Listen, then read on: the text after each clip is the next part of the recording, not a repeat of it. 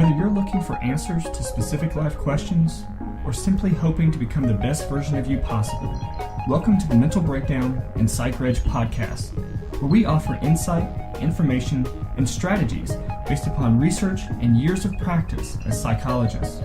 So sit back, have a listen, and get connected with our hosts, Dr. Berney and Dr. Richard Marshall.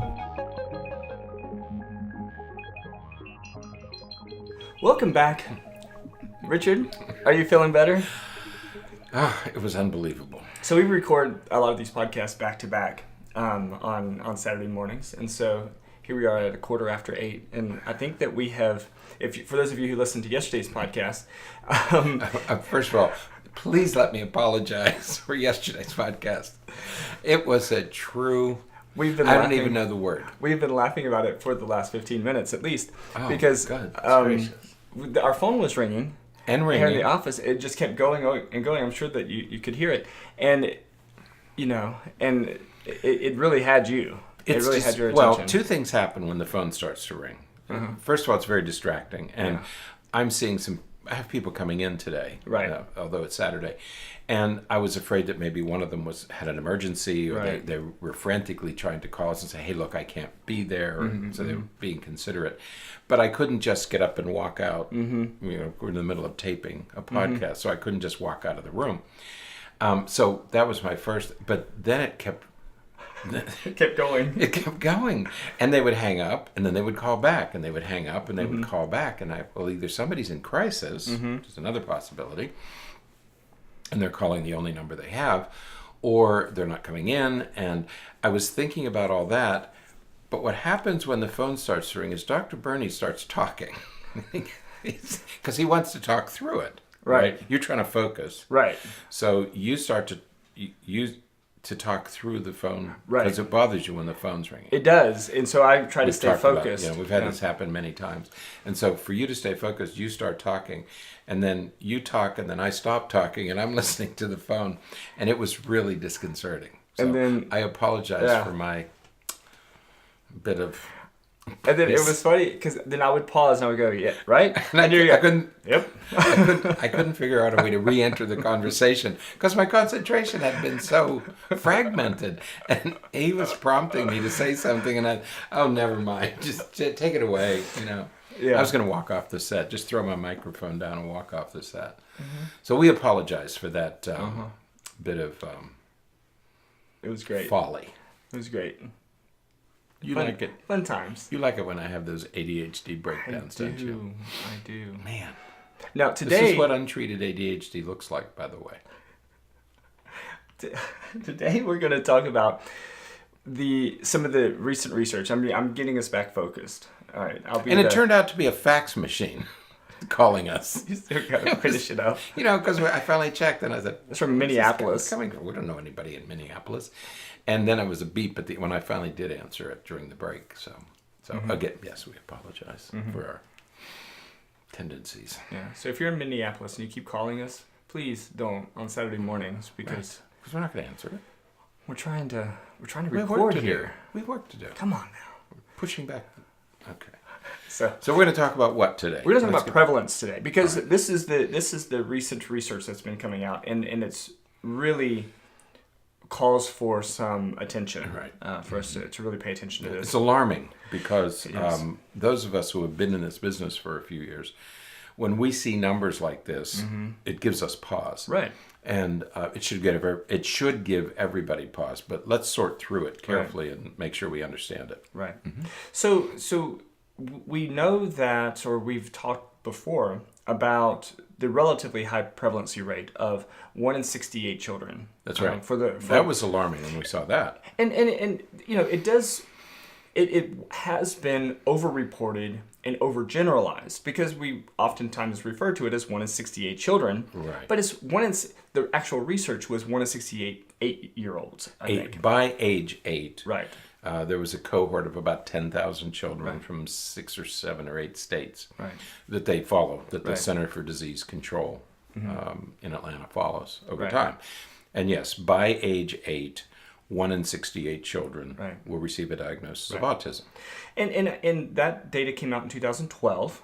And I think that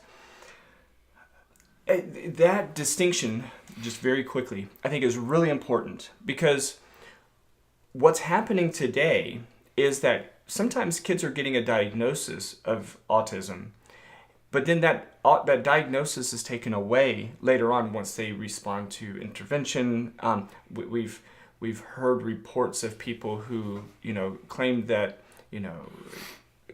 some form of treatment, cured their child's autism, or that certain kids no longer have autism. Right. And so by the age of 8, 1 in 68 may have been diagnosed with autism or meet criteria for autism in 2012.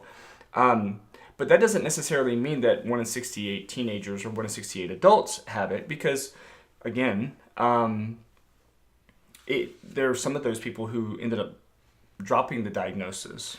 Right. We have opinions for of that. one reason or another. Maybe they no longer met criteria. They developed some skills. There was an article in the New York Times Magazine, I think about 2014 or 15, about just a couple of years ago. And the title of it was 10 kids who overcame autism, And so that in itself creates part of the dilemma with this disorder, is do you outgrow it, or do you overcome it, or can you overcome the symptoms? But yes, I think it's important to say that the Center for Disease Control, which has been tracking these data since 2000. Right. I think they started this epidemiological study in 2000, and they're reporting that by age 8, 1 in 68 continue to have the diagnosis. Right. Will they continue to have it? We don't know. Right.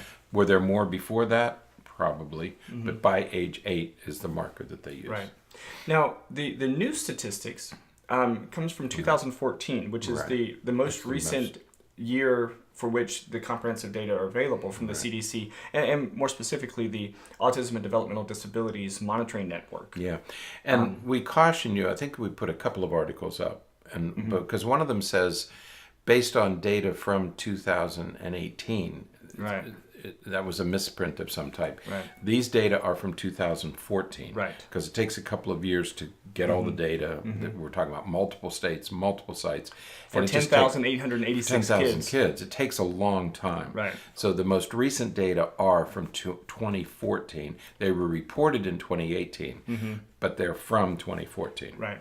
And the big change is that instead of 1 in 68, it's now 1 in 59. Right. And so that shifts it from 1.5% of 8-year-olds meeting criteria to 1.7% of 8-year-old children meeting criteria. And that doesn't sound like much, but those are large numbers. Real numbers are very large. Right. Right. Because we're talking about hundreds of kids. Right. Or more. Right. Maybe even into the thousands. Right. So it's really a significant thing for us to think about. This major prevalency, and people are starting to use the words of epidemic. An epidemic. Because once the prevalency rate reaches a certain threshold, we that's what we could be talking about. Right. And to put this in a little bit more perspective, in 2000, the rate was 1 in 150. Right. Okay. So we've gone from, in 14 years, we've gone from 1 in 150 to 1 in 58. That's a huge change. Right. Okay. And people begin to ask the question of, is it environmental? Is something increasing? I mean, that's the first question, is why the increase? Right? Is it something in the environment? Are we poisoning ourselves? Right. Is it immunization? People always raise the question of, is it the immunizations? No, it's not that. But what's causing the increase? Right. Yeah, and so and I think that's something that we need to spend a couple of minutes on, because it is something that we need to figure out, because I think that our concept, our perspective, our understanding of autism isn't very consistent. That's right. There are those of us who think of autism spectrum disorder in one way, and then there are others, professionals who are well trained who think about autism spectrum disorder very, very differently. Mm-hmm. And I think because of that, we're seeing this major shift in the way in which we make the diagnosis. Right. And there's another group of professionals who are more willing to give a borderline diagnosis, not a diagnosis of borderline, but a diagnosis of somebody who has borderline symptoms, give that diagnosis to them, versus some others who would say, let's not make that formal diagnosis right now, let's wait. And so they all have different implications, positive and negative implications. Mm-hmm. But I think that a lot of that contributes to this increased prevalence that we're seeing. It does, because as with most of our diagnoses, most of our work clinically, we don't have laboratory tests. Right. We don't have biological markers for these disorders, whether it's depression or ADHD. Mm-hmm. They're clinical diagnoses, which means they're based on observation. Right. And different people may observe different mm-hmm. things. I may say, yes, that is a significant sign, and you may say, well, it's sort of mild. Mm-hmm. Maybe we shouldn't go make the diagnosis. And that's part of the problem, mm-hmm. is with any clinical diagnosis, it's in the eye of the beholder in many cases. Right.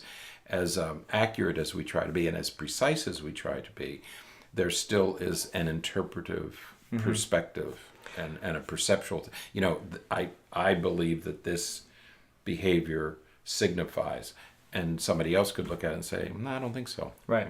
Okay. And for that reason, as kids are younger and younger and we're trying to make the diagnosis earlier and earlier, that increases the problem of this I don't want to say overdiagnosis, but this increase in prevalence, because the younger the child, the fewer actual behaviors that you're looking for for the criteria. Mm-hmm. And so, if you're supposed to have 5, just as a simple example, mm-hmm. if you're supposed to have 5 behaviors to be developmentally appropriate and you're missing 3 of them, you may look very delayed. But if you're supposed to have 100 and you're missing 10, mm-hmm. you don't look so impaired. That's right. And at age 2, it's very difficult to make that diagnosis. And it's happened to me. I had 2 children who are almost exactly the same age.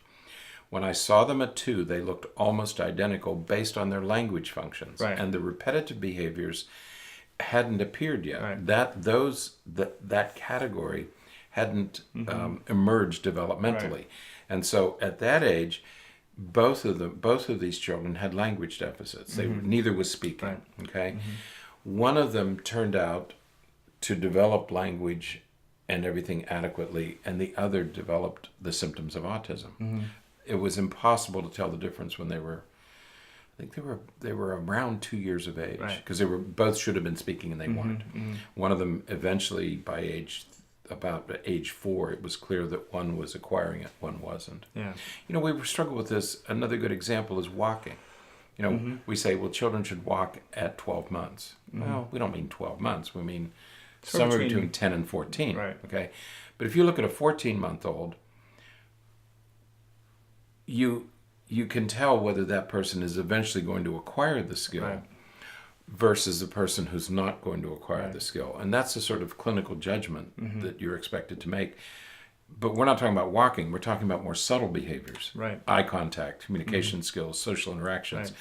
Those are a little bit more difficult than walking or using your fingers. Well, they're more difficult because those tend to very directly be related to experience. That's right. One of the conversations I have with people often about this is, is that whole notion of, well, if you have a child that has never that rarely has the opportunity to interact with other children, right, and then you're going to do an assessment and you're going to look at that, put that child in a situation to see if how they behave with other children, the kid is going to look like he's atypical. They're not going to know how. Simply because he doesn't have the experience. Never had the opportunity. Right. Right. Mm-hmm. And so we have to, take those pieces into consideration.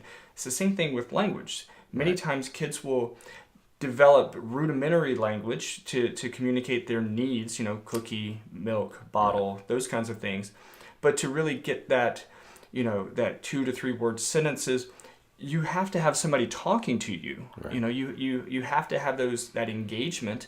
And if you don't have that experience, if you're neglected or whatever, then you're not going to be able to, it's going to take you longer to develop those skills. Exactly, right. So we have to be careful. Right. And another complicating factor is that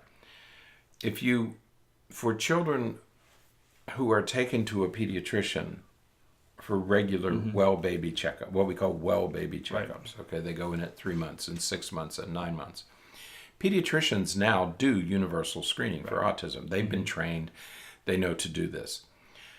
But you have to take the child to the pediatrician. Right.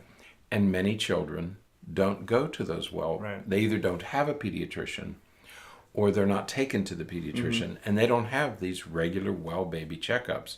So nobody's looking at them until they get to a preschool or to school. They get to kindergarten and suddenly a teacher said, wow, well, no professional has seen this child to say there's a problem here. This is abnormal development. Right. So if a child isn't being, and there are many children who aren't for one reason or another. Sometimes it's geography, sometimes it's poverty, but there are different reasons why children are not taken to pediatricians, and so or to dentists or to see any professional, even a preschool teacher who can say, wow, there's something different here.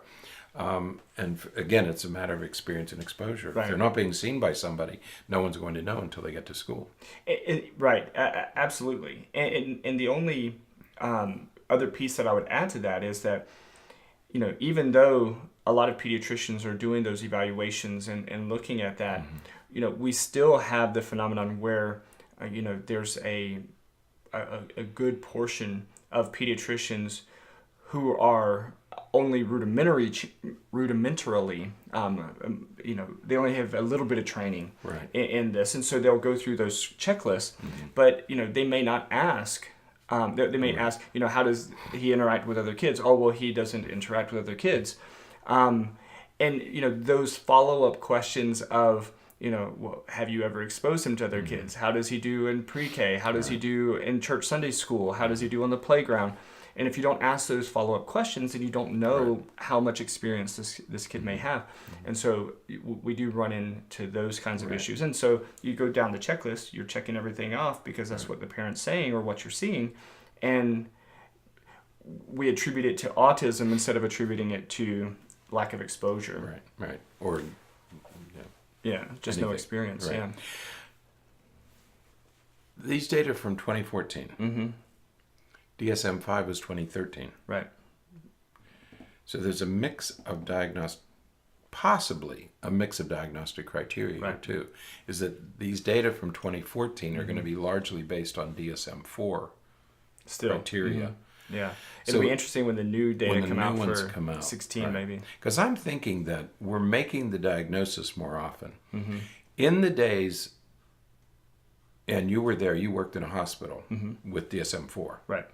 In the days when we used DSM-4, and 2, he's smiling because 2 came out in 1962. In the days when we used DSM-4, we were more reluctant, I think, to make a diagnosis, except for Asperger's, because of the implications of a diagnosis. The diagnoses were so profound that we were more reluctant, I think, to make those diagnoses. Right. And I think more kids ended up with maybe Asperger's or mild autism. With DSM-5, we make the diagnosis more often because now we're saying, well, they're on the spectrum, but it's very mild. Right. That's a much easier diagnosis than to say a child has disintegrative disorder or PDD-NOS, because pervasive developmental delay is a significant diagnosis. Mild autism spectrum disorder isn't. Right. So I suspect that the rates are going to go up because of the change in the diagnostic criteria. Right. And you brought this up, and it gives me a whole bunch of thoughts and stuff, because I apologize to all of you for that, because now watch what he does. Because of a couple of reasons. All right. He's a divergent thinker. Maybe 3 reasons. You get used to it working with him. One thing with that is that the prevalency may be increasing because of just simply because of awareness. You know, exactly. there are events on Comedy Central every year to raise money for autism. There's television programs that have characters and people on it with autism. So the overall awareness is getting is increasing, and with that comes the second thing, which is a greater acceptance of possibly having autism. That's right. So, to say my child has autism is very different now than it was 20 years ago. 20 years ago, to say something like that was, had a different implication because there weren't as many resources and there weren't as many, Nobody knew few people knew what to do about it. It wasn't as well known. You got the diagnosis, but nobody could do much about it. Right. Well, and it's just like what happened with ADHD. Right. I mean, in the 70s and 80s, ADHD wasn't diagnosed as often because, and nobody was going around saying, well, my kid has ADHD, so there he goes, Now, everybody claims that they have ADHD themselves. So it's like getting braces. It is. It used to be an embarrassment. Now it's a rite of passage. Yeah. Right. Now, the third piece that concerns me is that, and I alluded to it earlier, is that I worry that with all of this, with the spectrum, with the ease of and more comfort in making the diagnosis and the more acceptance of the diagnosis, comes the misappreciation of what autism is. Right. Autism is a developmental disorder that is lifelong. Mm-hmm. When we talk about, and I try to be very careful here, when we're talking about autism, we're not talking about something that goes away. Right. You don't cure autism. You treat symptoms. You can have significantly improved symptoms. You can have significantly improved functioning, but you don't cure the autism. You can have symptom reduction. Right. But you don't look for a cure. Right. There is no. And so when people say that they such and such chelation therapy cured my child's autism, no, your child had heavy metal poisoning, which can cause symptoms that look like autism. Mm-hmm. It didn't have autism, and it is splitting some hairs, but I think it's really important that we make that differentiation, because I'm one that is much more hesitant to make the diagnosis, because my conceptual model of autism is that it is a lifelong thing that you don't resolve, that doesn't go away. Right. You provide strategies, you provide treatments, you provide skills to overcome some of those limitations, but the underlying delay, the underlying problems are still there. They're there, right. And so I don't make a diagnosis with the idea that, okay, and then we'll treat it and then it'll go away. This is a brain-based neurodevelopmental disorder. Right. We know that because there's enough research with infants to suggest that, and again, as we said yesterday, the research done with infants are research studies. They're not clinical studies, okay? But there's enough research done with infants to inform us that this is a disorder that you're born with. Right. Okay? The symptoms appear very early in life. They appear within the first couple of months of life. Right. It's difficult to make the diagnosis at that time, but when you look back at videos and recordings and things like that, then you can see And some of the more sophisticated studies that are being done today with infants, which we didn't have the technology to do just a few years ago, are telling us that these characteristics, these symptoms, are there from a very early age, not the behavioral symptoms that we use for diagnosis, but some biological markers, genetics, eye gaze, focus and concentration. Brain structure, Right. even some of that. Structural brain abnormalities. And so there are some markers. There was a study reported last week that it might have something to do with vasopressin, Right. okay, which again would explain why there's a spectrum, because vasopressin varies from time to time throughout your life. Right. And different people have different amounts of that Right. neurochemical. So, but these are biological markers, and the early research suggests that these things appear very, very early. And they're not going to get better. You can get symptom relief, Right. symptom improvement, but you're not going to cure the diagnosis. Right. And that's actually kind of a warning to parents. Be careful when Right. people talk to you about cure. Right. When you read things about a cure for autism, be Right. very careful, Right. because there's probably some monetary incentive behind those claims. Well, or again, they're treating something that could cause symptoms that look like autism. Exactly. And you know, it's really difficult to differentiate. It's Yeah. you know, if you have a heavy metal poisoning, you have high levels of mercury or other heavy metals in your system, Right. you can have a lot of characteristics, behavioral characteristics that mimic autism.